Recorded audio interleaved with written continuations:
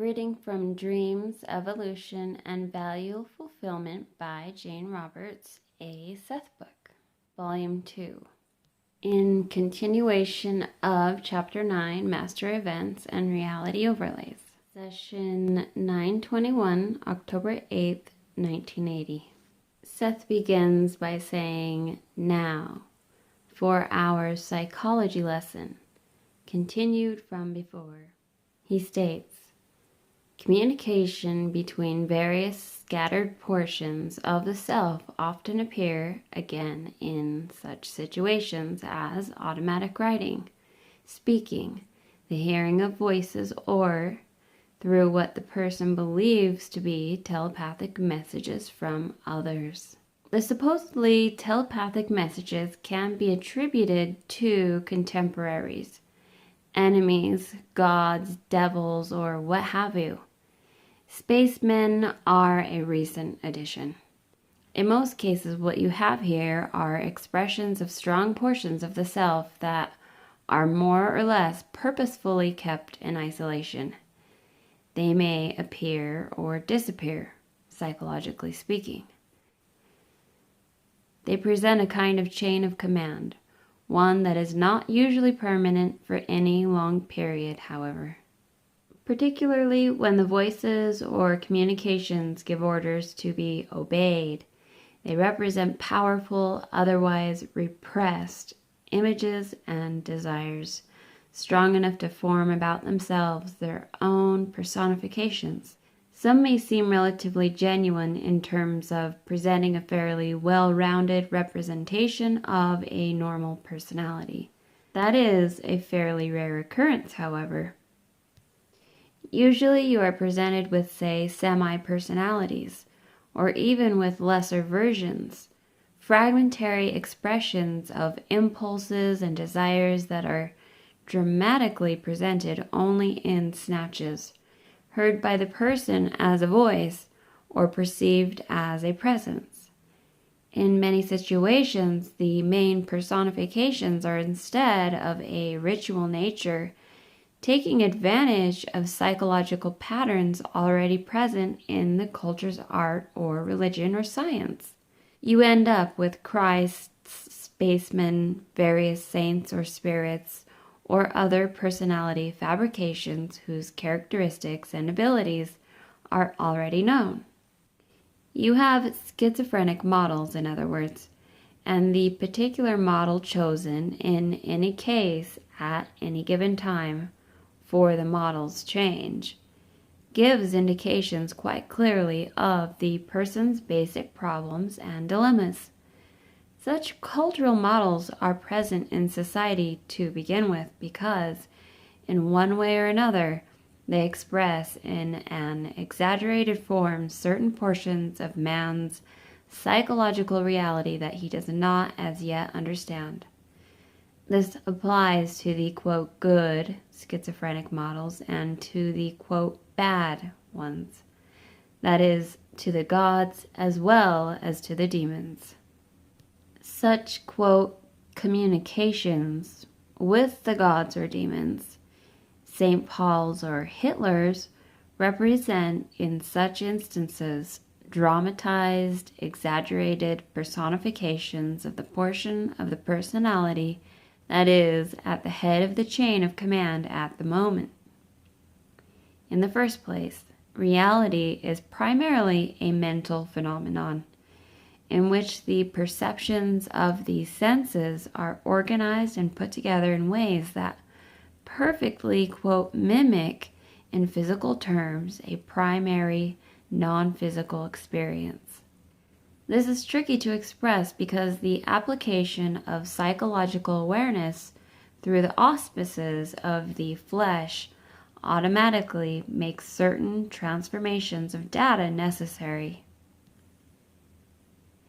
Devils and demons have no objective existence. They have always represented, again, portions of mankind's own psychological reality that to some extent he had not assimilated, but in a schizophrenic kind of expression projected instead outward from himself. Therefore, it does not seem he must be held accountable for acts that he considers debasing or cruel. He isolates himself from that responsibility by imagining the existence of other forces, the devils or demons of the netherworld. On an individual basis, the schizophrenic carries through those cultural patterns.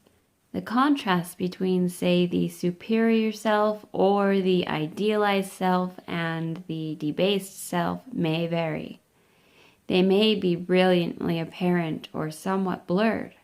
In many such instances, there will also be at least a short spurt of intense but scrambled, perhaps garbled, creative activity in which the individual tries to recognize these various elements, as mankind himself has attempted many times in the creative, sometimes garbled creation of his own religions.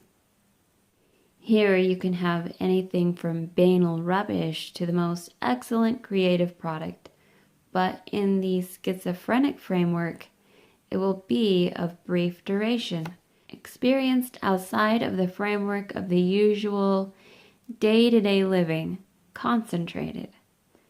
The Christ image is often used because it so perfectly represents the combination of the grandiose self, as per the all-knowing Son of God, and the martyr victim who is crucified precisely because of his lofty position. The Christ figure represents the exaggerated, idealized version of the inner self that the individual feels incapable of living up to. He feels he is being crucified by his own abilities. He may, or of course she may, on other occasions receive messages from the devil or demons, which on their part represent the person's feelings about the physical self that seem to be so evil and contradictory in contrast to the idealistic image. Again, there is great variety of behavior here. Such people, however, in their fashion, refuse to accept standardized versions of reality, even though they are so uncertain of themselves that their psychological patterns do follow those of culture, religion, science, or whatever. They try to use those patterns in their own individual ways. They are actually in the process of putting their own personalities together, long after most people have settled upon one official version or another. And so their behavior gives glimpses of the ever-changing give and take among the various elements of human personality. Most of the declared instances of telepathy or clairvoyance that happen in schizophrenic situations are instead the individual's attempts to prove to himself or herself that the idealized qualities of omnipotence or power are indeed within grasp. This, of course, to compensate for the basic feeling of powerlessness in more ordinary endeavors. In some situations, there are definite, quite valid instances of telepathy or clairvoyance, vivid out-of-body experiences, and other excursions beyond the officially accepted realm of reality. These are often complicated, however, since the individual's belief patterns are of such an exaggerated blend to begin with, so that such episodes are usually accompanied by phantom figures from religion or mythology. The individuals may feel forced to have such experiences, simply because, again, they do not want to face responsibility for action, for the reasons given earlier. In your terms of time, man has always projected un-assimilated psychological elements of his own personality outward, but in much earlier times he did this using a multitudinous variety of images, personifications, gods, goddesses, demons and devils, good spirits and bad. Before the Roman gods were fully formalized, there was a spectacular range of good and bad deities, with all gradations among them, that more or less, quote, democratically, represented the unknown but sensed, splendid and tumultuous characteristics of the human soul, and have stood for those sensed but unknown glimpses of his own reality that man was in one way or another determined to explore. It was understood that all of these, quote, forces had their parts to play in human events. Some stood for forces of nature that could very well be at times advantageous, and at times disadvantageous, as, for example, the god of storms might be very welcomed at one time in periods of drought, while his powers might be quite dreaded if he overly satisfied his people. There was no chasm of polarity between the, quote, good gods and the bad gods, end quote. Jehovah and the Christian version of God brought about a direct conflict between the so-called forces of good and the so-called forces of evil, by largely cutting out all of the intermediary gods and therefore destroying the subtle psychological give and take that occurred between them, among them, and polarizing man's own view of his inner psychological reality. There were no schizophrenics in the time of the pagans, for the belief system did not support that kind of interpretation. This does not mean that certain behavior did not occur that you would now call schizophrenic. It means that, generally speaking, such behavior fit within the psychological picture of reality.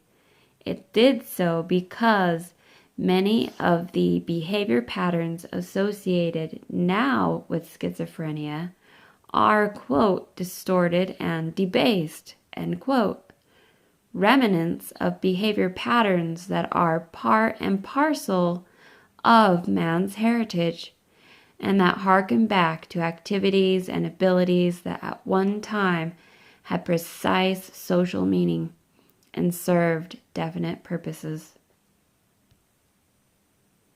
These include man's ability to identify with the forces of nature, to project portions of his own psychological reality outward from himself, and then to perceive those portions in a revitalized transformation.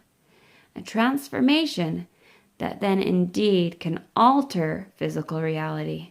The next natural step would be to re-assimilate those portions of the self, to acknowledge their ancient origins and abilities, to return them so that they form a new coding, as it were, or a new version of selfhood.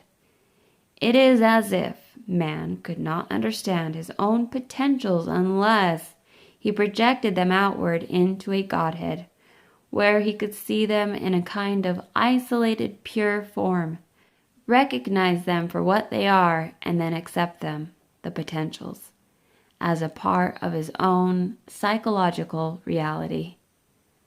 As a species, however, you have not taken the last step.